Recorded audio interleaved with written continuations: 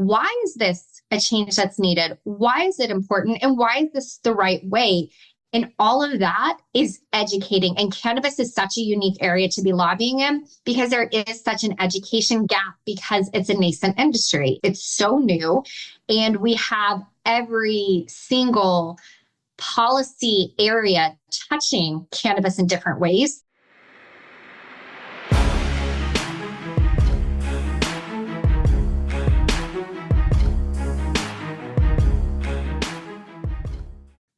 What's up, guys? Welcome back to the episode of The Dime. I'm Brian Fields, and with me, as always, is Kellen Finney. And this week, we got a very special guest, David and Erin of the Liaison Group. David and Erin, thanks for taking time. How are you doing today?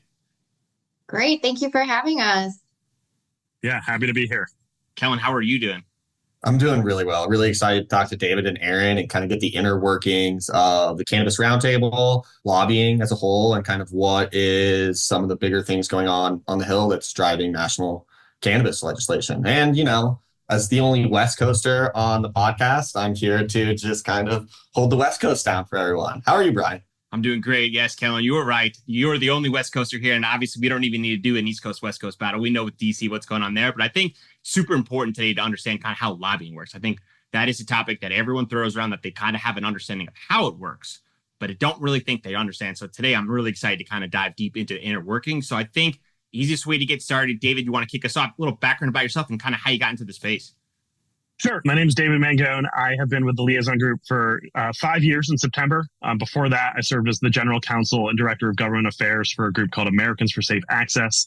They represent medical cannabis patients nationwide. So I did some state level work, some national work. Before my sort of entrance into cannabis, worked on Capitol Hill briefly, and then as an attorney in private practice. But Capitol Hill expert, certainly my colleague Erin, she spent a lot more time there than I did, so I'll turn it over to her. Yes, I'm a recovering Hill staffer. So it's an interesting pathway. I think David and I's background kind of shows like how you can get into lobbying and what can be helpful. I do come from 10 years on the Hill. Then I spent some time working for the state of Florida for the agricultural commissioner, being her deputy chief of staff and doing her federal affairs. Stayed very involved in cannabis. I actually met David when he was with ASA, and I was doing cannabis policy as a staffer on the Hill. And so when I decided to leave the public sector, this is, of course, an area that I have always been interested in, had that policy experience, saw it from the inside, and wanted to work on it now from the outside, looking in of how we can move cannabis policy forward on the federal level. So that's perfect. And I want to stay with you, Erin. So lobbying, what is it? How does it work? And then just take us through the inner workings of just an example of how something like that happens. Yeah. So, I think probably about 10 years ago, there were a lot of scandals around lobbying and people saw it as a bad thing. But actually, my first job was with a group called the Center for Lobbying and the Public Interest. And lobbying means you have a coordinated effort to reach out to your officials, whether it be on the local, state, federal, even international level, to push for policy changes that help your community and your cause. So it's not this terrible thing. It's something that is integral to our democratic process, is to have a voice and have a place where folks can come together and educate the decision makers and try to assist them in moving policies forward by being those eyes and ears on the ground. Congress can be a bit of an echo chamber. It can be a bit disconnected from the day-to-day. As we also see, it is a little bit older than the general population. And something like cannabis policy is something that we see break along generational lines more so than any political lines as much anymore. So what you do is you can individually lobby for something you care about, or a lot of folks hire a lobbyist, and that would be where David and I come in, using our expertise and our connections, having worked on the Hill and in this space, to know who are the leading voices, who are the people in positions of power in the relevant places that need to be educated, hearing from them what they have concerns about so you can meet them where they're at. And I would say much more than, I think a lot of people think it's just like pushing policy. It's educating. It is not like members of Congress and the industries that are communicating. It's, why is this a change that's needed? Why is it important? And why is this the right way? And all of that is educating. And cannabis is such a unique area to be lobbying in because there is such an education gap because it's a nascent industry. It's so new. And we have every single policy area touching cannabis in different ways. That's how I got to be a cannabis staffer, is we were trying to decide in our office who should handle the cannabis priorities. And is it under healthcare? Is it under Veterans Affairs? Is it under banking for safe banking? Is it under judiciary for criminal justice reform? It touches every aspect of every issue. And so having that educational and expertise is really what we're doing on the Hill. We're changing thoughts and minds one person at a time. And it's finding, do they have veterans in their district that need access? Did they have a family member who maybe found cannabis as a medicine? Is their processing facility in their district creating good paying jobs? All those are the different ways that you have to approach an issue when you're helping those policymakers, not just members of Congress, but also agency officials, understand the impact of the decisions that they're making when they either change a policy or don't change a policy. Is such a nuanced example of what you say. And I don't think people recognize, maybe they do, just how complicated that is, because as we know, each state operates completely differently. So understanding of having those available data points, it has to be more educational focused than, I guess, more direct sales based. So you can't imagine it's a one-time pitch and you're like, hey, like this facility is making a big thing. It has to be continued process over time. So I guess it's like, how do you have those conversations where you feel them out and say, hey, like thoughts on cannabis, and then take them through and be like, I have this information that's valuable? Because I'd imagine sometimes time and place is super important in order to show them some of those data points. So how do you balance those, David, from a informational and timing standpoint to get the information from them at the right time? Yeah, I wish it was a situation where we could do one touch with these members or their offices and have them be completely good on the issue. But I'll give a very good evolving example. We've had some repetitive polls in Pennsylvania that show this sort of changing dynamics of potentially moving an adult use bill through their state house. You bring that polling numbers to the Pennsylvania delegation. What that looks like 6 months ago is not what it's going to look like in a couple of weeks. Those dynamics change. So even, people who we consider very much our friends on the issue, there's still that education piece of like, look how this is evolving in your state. That being said, you have staffers who handle hundreds of issues every day. You have to find your way and your angle to both be relevant and frankly, not be annoying. There are a lot of, I think, single issue staffers on issues that are not cannabis. They may handle health policy. They may handle tax policy. They may be solely in charge of a senator's judiciary nominations. But when you get into a more niche issue like we're at, you have to recognize that the news of the day very well may dictate whether or not you're going to reach out on a particular point. In the last few weeks, we've seen sort of the change at the top of the Democratic ticket, an assassination attempt, a new candidate emerge, and like that has dominated the news cycle. So a little bit of it is self-awareness at times, knowing it's like, hey, if I reach out right now about, let's say, safe banking, I'm probably going to be ignored.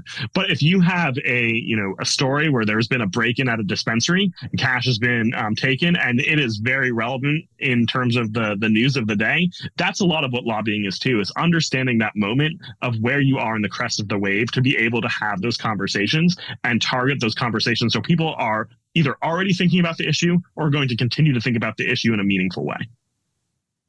How do you balance those relationships that you have, right? Those connections where you can reach out and those touch points. How do you balance those relationships while also still trying to drive home these certain aspects associated with kind of the messaging and this educational standpoint, right? Because it can't all be hey, just flood them with what you want to kind of drive home, right? I think our team does a fantastic job of doing the work for staffers for them. We'll say, look, here is an entirely, written out talking points. Here are the very specific statistics about job numbers or employment numbers in your district. Like, let's make this as easy as possible for you to get on board. And there's a lot of times that we go into offices, either their staff or the members themselves, and we don't actually ever ask for anything. We just say, we're here for you as a resource. And you build that level of trust where they can come to you as the experts in an area where they may not spend a whole lot of time with their own office developing what their sort of policy is. You can say, look, here are what we can present to you in terms of our members in your district, in terms of our operations, and you have us as a resource. And so when we need to, be at a point where we're asking for support or, for someone to sign a letter, like, we've built that relationship of saying, like, look, we've shown to you that we can be this good resource and wealth of information, and we've shown that time after time. Now we're finally going to come in and make the ask. I think from a broad lobbying standpoint, whether you're doing this as a citizen lobbyist or you're part of an organization that's paying for lobbying, you can't just go in without any relationship whatsoever and ask for a member of Congress to do something for you. That's just not how it works. It'll get ignored. If you're lucky, you might get oh, sure, that sounds good. But the assumption that you can go in and ask a favor without building that relationship, I think is where you see a lot of people falter who are new to this space, particularly when they're doing it on the citizen advocacy side. It's great to tell your story. It's great to tell how a piece of legislation may or may not impact your life. But going in and saying, I just have this presumption that you're going to do this for me because you're hearing about this for the first time, usually very ineffective. And I'll add to that. It's having that trust. It's proving that we are valid in terms of being able to come to us as a resource. And we're not just like, we're honest brokers, right? Like we are going to help you get that information. Like David said, we are going to provide you the background and the overview and the polling, so you don't have to go look for it yourself. Like, it's trust but verify. And we've established that trust with a lot of folks, having worked on this issue for a long time. The other thing is, you can't expect to just always ask and have someone answer if you're not also willing to give something. Like, it is a relationship. And as David mentioned, like, with our membership, we have a presence in half of the legal states. So chances are, if your boss is trying to really understand cannabis, one of the best ways that they can is to go to a cannabis facility in their district, if possible, in their state, if not in DC, they're here, so that they can understand that this is not what they have in their mind of what the cannabis industry looks like. This is not some scene out of Breaking Bad. This is a very clean, this is a very highly compliant, the track and trace, everything that goes into it, the good paying jobs. You have scientists, you have agriculturalists, you have marketing people. Like, it's a normal industry like anything else. And for them to see that firsthand and seeing the diligence that folks go through on the compliance side, it really helps them better understand what they're learning about and what they're supporting when they move cannabis reform forward, that this is a good, highly regulated industry that's creating good paying jobs and access to safe, regulated product for individuals versus what the opposition tries to paint it as. And so that is very valuable. Another thing, we work with several banks that do have cannabis banking programs established. When you have members of Congress trying to understand safe banking, they want to call us up and say, can I get on the phone with one of those banks you work with that does this so they can answer my question? And we're 100%. So it's having, even if it's not me, I can't talk about how the banking program works because I'm not the person on the other side of it. It's having someone that I know I can call to explain it to them so that they're hearing that directly from folks that are involved on the ground. I think it's so. Yeah, you want to dive in, David? Yeah, I was going to say, the finding the appropriate messenger is a big part of what we do, because chances are we're not always going to be the person who relates the most to either this staff or this member's, story or experience. So whether that's bringing in, combat veterans to talk about how cannabis has helped them with various ailments, whether that's bringing in folks on the actual business side, a lot of the strategy that we think about is who can give the most compelling message to this person. And if that's us, fantastic. If it's not, that's why we look to find, whether it's a business or a person to come in and fill that stead so they can tell the most effective story. So from my understanding, it seems like you're a facilitator and understanding the dynamics of the relationship. And you're not a hard salesman going in there and saying, hey, we need you signing on this. It's more of like a slow moving educational process. I wonder, is there like a board internally that has like the different members and different interests of there? So, okay, this person has a daughter who is sick. So we know that medical cannabis is really important to her. We don't need to go through some of those, but I just can imagine those really help from a psychological storytelling standpoint. But then I also wonder, if you have a good relationship with one member, can that help you influence the other members and say, this person's typically conservative, he's moving forward here? Can you use those members to help educate each other? Yeah, absolutely. So I'll give a great example. There's a Republican from Ohio that a lot of your listeners are probably familiar with, Rep. Dave Joyce. He has really leaned into being the conservative cannabis champion. He approaches it from a states' rights angle. He understands the free market principles. And so Dave is an incredibly likable member of Congress. He gets along with folks on both sides of the aisle. And so he's become this really effective messenger. And by extension, us as a conduit, I've been like, well, if this is good enough, for Congressman Joyce, this is good enough for you, who you may not have weighed on this policy in the past, but you trust guys like him. And you understand that, like, when a member like that comes to you with good policy, that they're not trying to create this big show. They're not trying to hide anything. And so having that type of messenger and being able to go into offices, and this, we do this on the Democratic side as well, saying, we know that your boss or you as a member, your politics align with, X member of Congress. Here's what they have gone and done on this position. I think we had a good back and forth with Senator Booker in terms of his evolution on safe banking, really explaining where some other members were, really explaining what was going on in his district, and, just making sure that when you're talking with these staffing members, like, we know this is somebody who you want to align yourselves with, and here's how you can do so while keeping your own integrity for your team and what the decisions you want to make. And I can go a little bit further. I am the queen of organization on our team. And I will say that my approach to when I'm doing outreach as a lobbyist is the same as when I was on the Hill doing outreach to get other members to support my own boss's bill. It's the same approach. What state are they from? So you have right now, let's say 433 members of Congress, right? So I keep them organized by what committees they serve on. They care more if it's something on their committee of jurisdiction.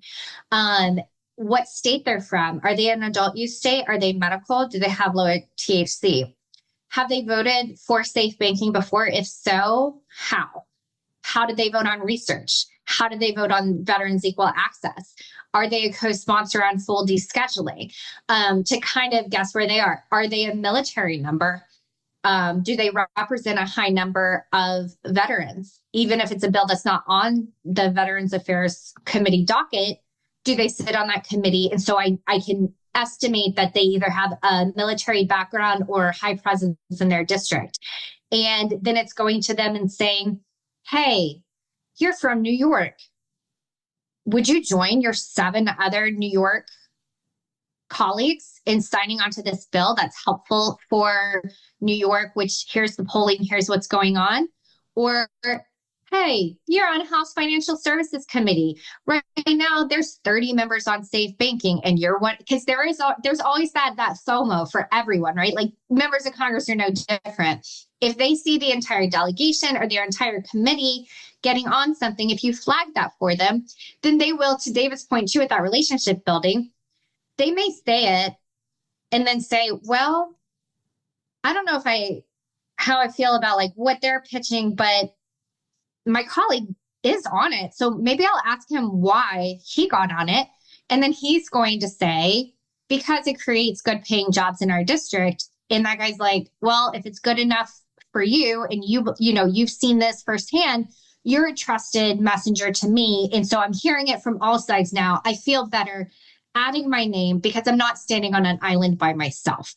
So it's not a wall, it's a spreadsheet, but we keep all of these running lists of how, like, when we met them, how they responded, who we took in, how it was received, so that we can be more effective, but also so that we're not wasting their time, right? We want to be respectful. If someone says, hey, my boss is never going to support this, and this is why, we respect that and we move on and we say, we will still be a resource for you if you have questions on this issue as they come up, even understanding that you're not going to be where we'd like you to be on this. We want you to be at least armed with the information. And so it is a lot of, especially again, with cannabis being so diverse, it's having the right messenger and the right message for each person and finding a way to make it compelling for them to add their name to something or vote for something or vote against something based on having all that information and seeing support from their like-minded or similarly situated colleagues. Erin, how do you balance kind of the negotiation aspect about that, where they're like, hey, I'll move forward on this, but this needs to change. And you're having these conversations with a bunch of different people simultaneously, all of this different feedback. Like, how does that dynamic kind of get balanced internally with you guys? Yeah, I mean, everything's a negotiation, right? And I think what we have to remember and what we remind clients and what we remind lawmakers is that nothing's perfect. You're never going to get 100% of what you want, because if you did, there wasn't a negotiation. And at the end of the day, it's not going to get the support it needs. It needs to be meaningful.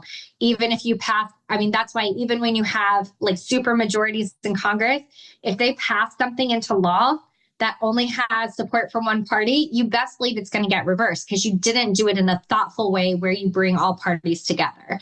So you always have to be cognizant from where folks are coming from. And it's having those really great relationships with the primary bill sponsor. So if another office comes to us and tells us something, we can pass that along to them that they need to follow up on why. I mean, I've had concerns that have been raised with a bill that have been already fixed in the last Congress. They've heard them, they've moved forward, but they need to hear it from the lead member, not from me, that it was taken care of. And so then I can pass that message along. Hey, they just wanted to double check this was taken care of. I assured them, I sent them the text, but it may be nice just to hear it from you. And then it's, again, flagging when there are disagreements and what people's holdups are. I mean, right now we're in a situation where things that are being negotiated around cannabis have nothing to do with cannabis. And that part is frustrating because it's not our fight and it's not our call. And we're just saying, don't forget about us when everything is happening. And that can be a little bit more complicated than negotiating on your bill itself, is when you're tied to other things that are outside of your control. Yeah, and when you can't find that common ground, sometimes it's finding someone who will offer amendment and drafting an amendment to a bill, and it's like, if this is included in this package and this will make you comfortable, and we know we won't lose support from other people, great, let's move forward with amendment language and that you can offer in a committee setting or on the floor. And I think a good saying on the Hill is that a bill that gets signed into law has everybody a little bit mad about it, and so I think when you get to that point with legislation, if everybody is at least mad about it, it means everybody's paying attention to it. And that means at least you had a lot of buy-in throughout the process where, as Erin mentioned, not everybody's going to get everything they want in a bill, because that's just not realistic. And in a Congress that's even a little bit divided, and we are in a very divided Congress, we're basically evenly split in both chambers. Certainly majorities are within a few votes either way. That could change with an election cycle, but I think gone are the days where you have these, 40 vote majorities in the House, these 10, 15 vote majorities in the Senate. Is just not really how our electoral map has shaped out in recent years. And I don't think that's going to change anytime soon. Yeah, I was curious to know, because it seems like, from my perspective, that cannabis is sometimes used as a pawn and then sometimes gets piggybacked on others. So do you find yourself sometimes working with other lobbyists in order to help bills accomplish, in order to just shepherd it and say, hey, we're both in agreement, we want this to accomplish, so I guess I'm helping on X? I'll preface this with the fact that we know that if you put safe banking on the floor of the Senate or the House, this Congress, it will pass. Right? If only Congress worked that simply. There's just a lot of procedures. There's a lot of thresholds that need to be met. And there's a lot of horse trading. When you have Leader Schumer so outspoken that he wants this, other people are going to make him make concessions to get what he wants so that they can also walk away happy. But because, unfortunately, the way Congress has kind of approach cannabis reform, to your point, is they change what they're trying to tie with it often. We will take any vehicle you give us. We will stand on our own. That'd be our preference. But we try not to get too caught up in terms of what we get tied onto, because those have their own faults. And that's not our job, right? Like, we're focused on making sure that if something moves, that we maintain support for it because SAFE is in it. And if you have problems with the other piece, you let that lie because SAFE is important enough. But I will tell you, like, there have been examples of things this year that people have floated, not too publicly, but there have been things that people have floated putting safe banking on. And we will look to the other outspoken industry voices that may be activating on this. Like, I'll say, like, the American Bankers Association or the Insurance Trade Associations, or our street has been very outspoken on safe banking. And you have all these different coalitions. And if you see them get really upset about what it's paired with, you probably don't want that as the vehicle, because if you're going to lose your coalition of support because they hate what it's paired with more than they love safe banking, that's a bad start. And so I feel like, more rather than being offensively engaged on these other issues, it's more defensively not allowing ourselves to get bogged down by what we might get tied to, or letting conversations get too far where it might put it on something that could actually hurt it more than help it. Like, do no harm as first and foremost, I would say. If only your job was as simple as you were the only ones competing for their attention, right? There's the opposition there, like Sam, who's competing for counter information. And then I'm sure alcohol, tobacco, big pharma all have their own opinions on that. So that has to be a very complicated conversation when you're with the members, when you're with the staff, when you're having those and you're saying, they say, hey, this person told me this data point, you told me this one. How is there an arbitrary truth? How do you find that middle ground so that there's flexibility so that person knows that you're telling them what's factual and that the other person may be graying the statistic? Well, it's easy because we don't lie to members of Congress. So no, but in all seriousness, like, we know that the information we're presenting is coming from sources like state regulators. It's coming from Department of Taxation. It's the government's own data. So, in this whole rescheduling process, there has been a factor that HHS looks at in sort of the rescheduling process that says, cannabis is not a precursor to a known controlled substance. So I pulled the language from the 2016 petition, and in the DEA's own words, said that exact sentence. And so as I'm putting together fact sheets and one-pagers, I'm going to say, hey, DEA has already decided that there's not a precursor issue with cannabis. And they're like, well, how can you say that? And I was like, well, it's the DEA's own words. So I'm very big on always cite my sources. Even if we're having a conversation, we're not pulling things out of thin air. I think there are certainly some lobbyists who are very aspirational and say, well, this is how things should be. And we do that to an extent, but we don't do that without backing up why those things should be that way they should. And so when, we get into a comparison of information with a group, for instance, like Smart Approaches, where number one, after different members. They, I think, have a list of members who are never going to be friendly to cannabis reform. We're going to be always very enthusiastic about their efforts to maintain cannabis status as Schedule 1. There are certainly some folks that we could convince with, compelling stories, compelling data on that list. But, we're looking for a broader swath of members. I don't care how we get to 218 votes in the House. I don't care how we get to 60 votes in the Senate. All that matters is building that coalition to get to that number of votes that can get us something passed. So if there is a group of people who I know that no matter what information we present to them, no matter what compelling job numbers about the cannabis industry employing almost, 500,000 people, the billions of dollars in revenue, if that's never going to be compelling, if the research is never going to be compelling, fine, I'll focus my attention on somebody else. There's a lot of ways for me to do the math to get to the appropriate number of votes I need to pass something. And then, on the regulatory side, there's a lot of ways for me to lay out the case of why something should change from a regulatory perspective knowing that there are going to be concerns raised by the other side. But it's not our job to assuage all those concerns. It's our job to put forward the most compelling cases why change should happen.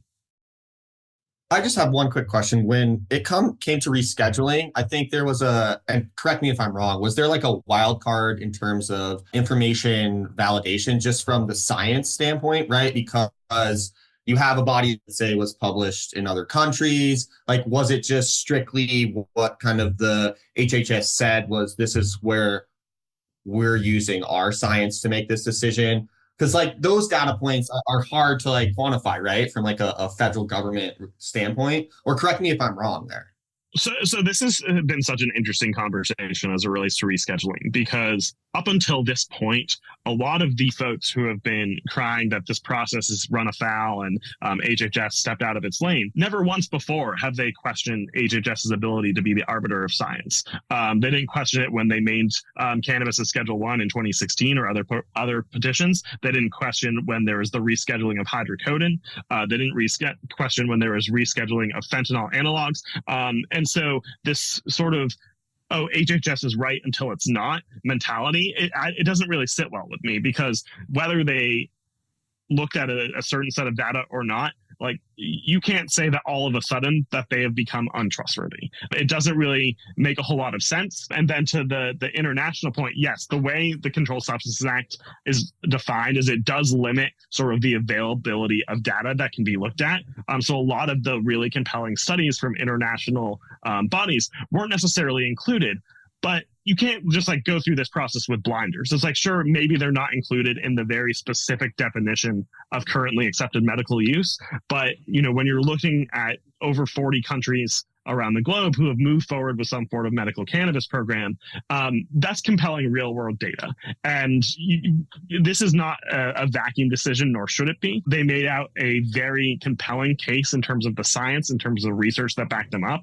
But, you know, it's something that we've known, and I think a lot of your listeners have known for a long time, is like, this is long overdue. And the body of evidence that shows this is a long overdue policy move, it keeps growing and growing and growing. You know, we're thousands of years of combined research, basically all saying the same thing, that cannabis never should have been Schedule 1. It should never have been classified that way. And the way it was originally classified was largely because of political reasons, not because of scientific basis.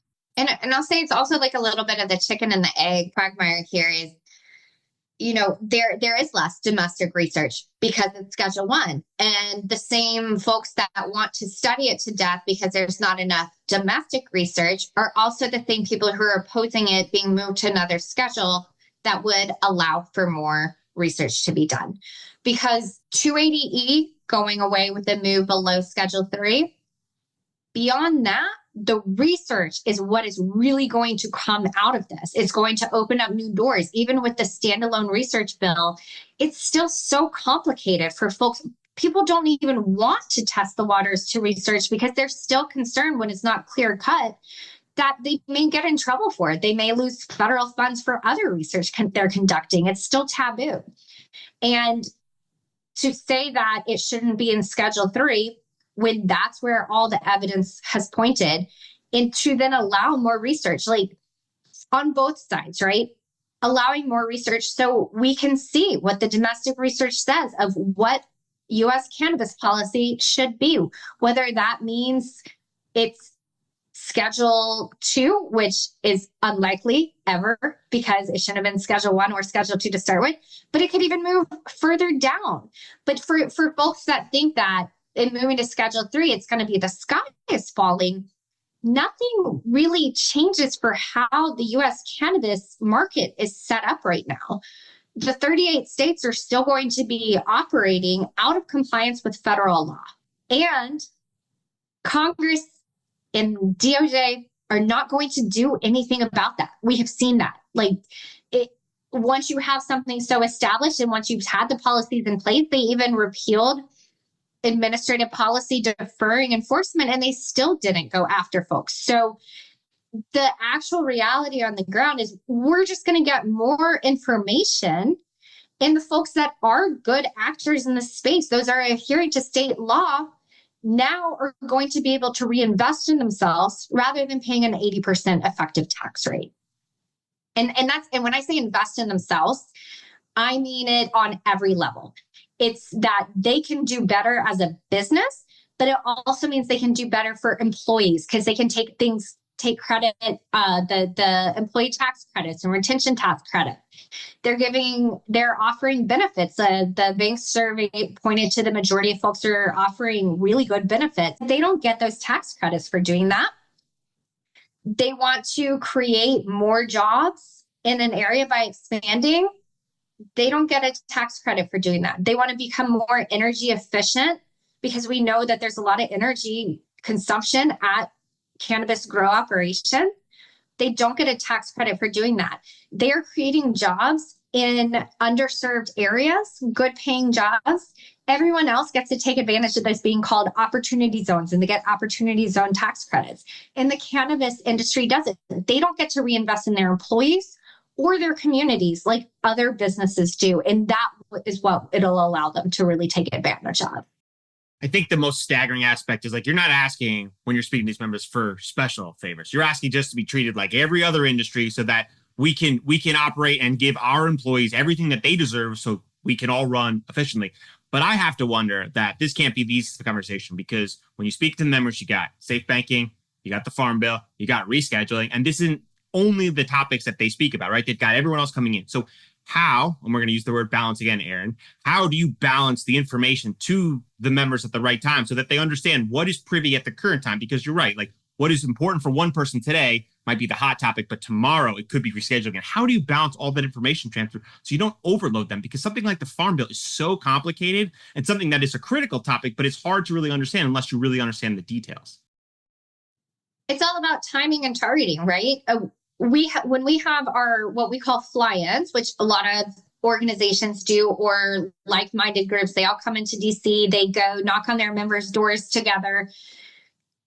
Some organizations, like at large, they'll come in and they're like, here are priorities for this Congress. And the staffer they may be meeting with may not even handle all of those issues. Like I also did like postal issues, and they always have issues with their pensions and healthcare and delivery days. Well, pensions and healthcare was another staffer. And again, it's like keeping that focus. So what we're very mindful of is we go into an office and we look at who they are, and where their mind is. So if you have a staffer who's on the ag committee, we're going to talk about the issue of unregulated intoxicating hemp products. If they're on financial services committee, we're not going to talk to them about the farm bill because they're like, tell me when it's going to get scheduled. This 5-year farm bill that's about to be a 7-year window, right? Like they don't even want to pay attention to it now. I mean, you talk to anyone about anything like that and they're just like, not on ag. So you have to be mindful that you're going in with an ask that is pertinent to who they are and where they are. So is it you want them to lead a standalone bill and then don't talk about the farm bill, right? Or is it that you want them to support something in the ag committee on the farm bill? And is it that you want them to talk to other members about getting them on safe in their state delegation? Or is it that you want them to make sure that they're telling leadership that they want a floor vote? And so it's making sure that you're not just copy pasting when you're going into these offices, because that's not efficient and it wastes everyone's time, right? Because you're right, they have a million things coming at them. So you have to find that hook and you have to find the timing and the reason why. And sometimes that means not going into an office at the time. And to David's earlier point, like there's some people we know that are hell knows. They'll never get there, but we will still go in if that state goes medical or adult use or something new comes out. We will remind them to make it harder for them to stay complacent. But we're not going to sit there and try to argue with a brick wall on something. We are going to use our time more efficiently. And we're going to also respect their time and not come in and ask someone who's not on the ag committee to talk about anything related to the farm bill until we've even seen text on that Senate side. So David's laughing because the farm bill is It's my baby headache, dealing with farm bill policy, because I did work in agriculture for about 4 years. So, but yeah, it's being mindful of everyone and not just checking a box to say you went into an office, but trying to have an effective meeting for us and for them. The reason I wanted to talk about that, sorry to cut you off, Kellen, was because the Farm Bill is extremely complicated. And I would assume a lot of the members that your team represents has interest and they want certain policies pushed, but sometimes those policies might be counteractive to each other as a collective group. So again, the word balance, David, is that a conversation internally when you're talking amongst the team saying, hey, this is what we're thinking? So the nice thing about the National Cannabis Roundtable is we are a consent-driven organization. So if we put forward a policy position, that means every one of our members, from single retail operators all the way up to some of our larger MSOs, all have buy-in and all have agreed to the same policy. So of course we have to shift and be dynamic with our messaging as it relates to specific members and their staffs on the Hill. But as an organization, we have a united front, and we can say, from the smallest operator to the service provider to the largest operator, this is the policy that makes the most sense for the industry. And that's really compelling. I think it's something that not every group, both in cannabis and outside of it, have the luxury to be able to do, saying, all of our membership is united on this decision, on this policy front. And so, I think behind the curtain, it may take a little bit longer for us to get to what that unified policy is. But once we can externally message it, it makes us a really effective organization. And, back to the relationship and trust standpoint, it's a lot easier for members to say, organizationally, we know you're all on the same page. So if I put my neck out here for you or put my neck out for this policy, I know I have your whole organization's backing, and it makes them, a little bit more willing to put themselves in positions other than like, hey, if I do this, there might be some pushback from, small versus large. There might be some pushback from plant touching versus ancillary. And so eliminating those risks and mitigating the chances that it turns into something where all of a sudden lawmakers putting out a policy that really no one wants, it allows them to avoid those situations. So I really enjoyed that internal workings of our organization that, if we're going to put out policy, if we're going to put out an amendment, if we're going to put out a legislative strategy, everybody's signed off. Yeah. So I'm happy to start. It's one of those things where from the outside, you don't necessarily see the education momentum that we've had over the last decade. Certainly, I think when Erin and I both started doing this issue, there was a lot of officers who would not take you seriously at all. They'd basically be like, oh, those are the weed people. You have nothing serious to say. And they'd immediately discount you. I think the evolution we've seen on the Hill is now even the opponents of the issue are asking very specific targeted questions, whether it's about public health issues, whether it's about the impact of, specific labeling or, other packaging requirements. They're talking, with very good specificity as at least to why they're opposed. It's not you're just getting laughed out of the office anymore. And I think that in itself is a measure of success. As far as legislation, not a whole lot is getting passed, cannabis or otherwise, on Capitol Hill. So to have sort of those quantifiable metrics that you see in some other industries, quarterly earnings, whatever that may be, those don't really have the same fit as they do in some other industries in DC, because all about we are working on is this swell of momentum until we have that change. And we're still very much in the swell of momentum stage. But, look, in the last 5 years, we passed safe banking out of the House 7 times. The majority leader of the U.S. Senate has introduced a cannabis legalization bill. You are having meaningful policy discussions about appropriations provisions. And we are sitting now a week after a comment period has closed for the first time to reclassify cannabis in the Controlled Substances Act. And those are all, to me, certain metrics of winning and momentum. And that's just at the federal level. You look at the states, I think we have a lot more quantifiable sort of checklist of when we're winning is there's another state that we can add to say, now there's 38 states, now there's 39 states, now there's 40 states. I mean, eventually we're going to run out of states to say that, we've won in these states. But on the federal level, it's really just keeping the conversation top of mind, and it's keeping the conversation shifting in a way that will ultimately lead to passage through both chambers and something going to the president's desk.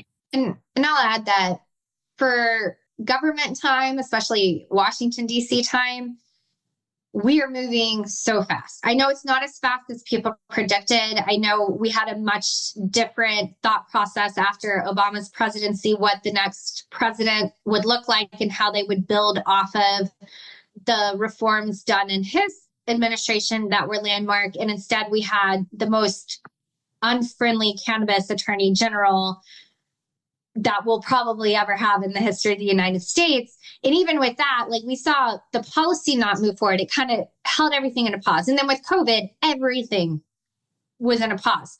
So we're picking back up. And to David's point in terms of momentum, it's every time we get someone who voted yes on the bill last time to put their name on it this Congress. And it's every time that you get a meeting where you get to talk to someone who'd previously said no. It's when they show up, their staff show up to an educational event when you haven't engaged with them before because they're taking you seriously. And our executive director, Safira Gloop, she said this recently, and I think it's a really important thing for folks to remember that while it seems forever and everyone's in this place where we need something to give, we've been needing something to give. It is moving, and with rescheduling and with this momentum that we're going to build off of, this is not the end, but the beginning of this movement. We are finally at the point where cannabis policy reform is happening, but that first step is still about to be taken. It hasn't been taken yet. And so everything will then really have this impetus to act, because all of this that we've been doing for 11 years of safe banking and since 96 with the states legalizing cannabis, it's finally, that was all to get to the starting, like that was all Olympic qualifying, right? And now it's game time. And it's what we do now moving forward that's going to be so, so important to what cannabis policy looks like in the United States in 10 years from now. What do you think some of the most important conversations that should happen over the next 6 months to kind of keep this momentum up, especially with kind of all of the election stuff going on right now? It's recognizing that this is an issue that wins with voters. Time after time on the state level, ballot initiatives outperform Senate candidates. They outperform House candidates of both parties. It is something that voters are engaged on. They are interested about it. And it feels like this is a conversation that if I was running for office, I was an elected official, I'd want to make sure that I'm on the right side of this, because you see polling support, Democrats typically higher, but both parties, majority of voters support full legalization. When you look at medical, you're upwards of that 75%. And this is, your traditional primary voters, both parties. And to have an issue that I could run on with 75% popularity or plus and not take advantage of, I think it's a mistake. And it is something that feels very engaging to some voters who may not be otherwise engaged, because it's something that, where I think Pew had a report earlier this year that said, I think 77% of Americans live in a county that has a regulated dispensary at this point. And so that is, if you're not participating in, adult use marketplaces or medical marketplaces, you certainly know someone who is.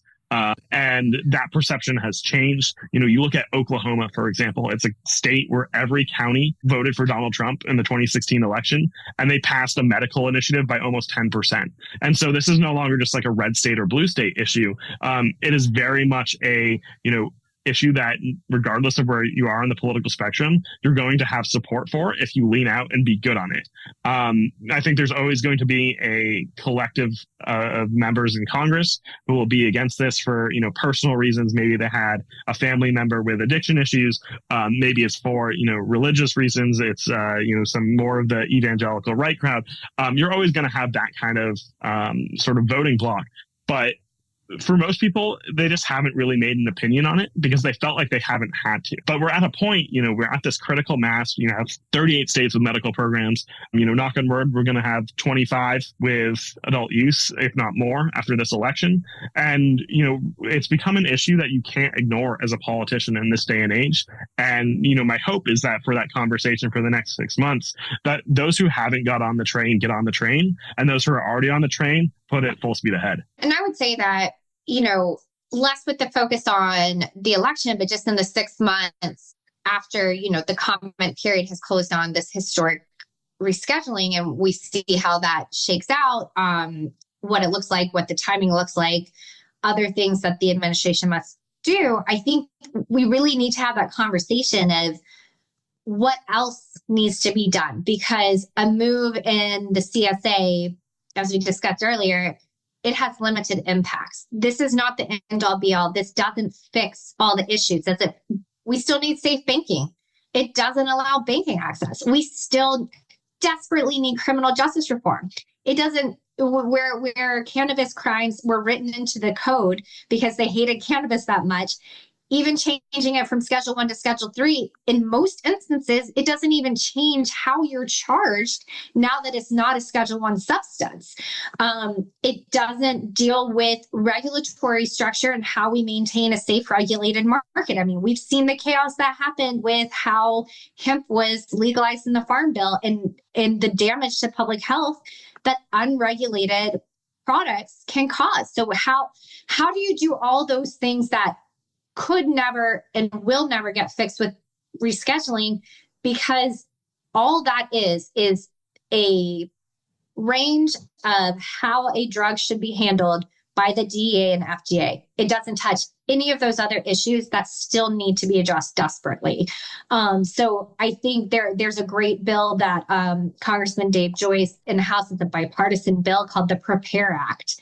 And it's for that inevitable, not if, but when cannabis becomes federally legalized or descheduled, or however it is done, that you have the agencies already thinking about what that looks like. Because right now you have things taking place that are not well informed, right? You see a lot of folks just throwing ideas, sticking at the wall, when no one's actually done a look at how such changes would impact and what you would need and what you wouldn't need to make sure that it is done in a way that is successful and that defers to the leadership that has been done in the states, while also making sure that there's those baseline safety standards that people just really depend on when they're buying anything, either for medical purpose or for consumption purpose, that there's those baseline safety standards for what they are consuming. And again, for that fairness in how they're treated as an industry and business, that it's no longer uneven footing between, and I mean, we even see it some, like there are things that foreign cannabis companies can access in the US that domestic cannabis companies can't. And so I think in the next 6 months, you're going to see a lot of folks, and no matter what the outcome of the election is, it's going to be, these are things that an administration can do, but what one administration does, another can pull back. So there's definitely more the administration. I mean, Joe Biden could do more before he leaves, and then whoever's next president can build on that. But it's really beyond time for Congress to get its head out of the sand and say, we're going to do this in a meaningful way. We are going to pass safe banking before the end of the year, and we're going to put in place things like the Prepare Act so that we can be better informed for this inevitable end of prohibition. I love it. I can't imagine how difficult your jobs are. I could ask you guys questions for 10 hours trying to understand all the differences, but I know some questions are not going to have answers. So I appreciate you guys taking the time. Thank you for all you do, and looking forward to having you guys return when we get some eventual progress. Sounds great. Happy to come back. Thanks so much. Thanks, guys.